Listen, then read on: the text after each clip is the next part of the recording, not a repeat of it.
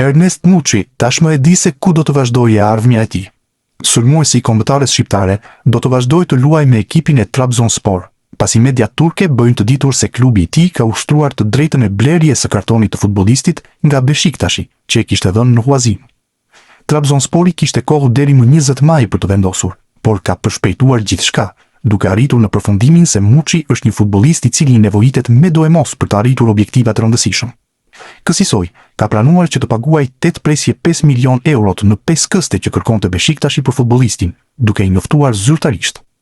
Në këtë mënyrë, duke shtuar edhe shifrën prej 1 milion eurosh që Trabzonspor ka paguar për huazimin e Muçit, ai bëhet futbollisti më i shtrenjtë që ka blerë ndonjëherë ky klub në historinë e tij, duke vendosur një rekord të ri për të.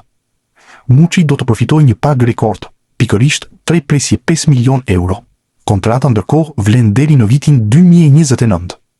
Me sfushorin me tipare sulmuese, do të bëhet kështu më i paguari i kombëtares shqiptare. 25 vjeçari ka shkëlqyer në këtë edicion si i huazuar, madje duke u bërë lojtari që po e shtyn Trabzoni drejt fitimit të Kupës së Turqisë.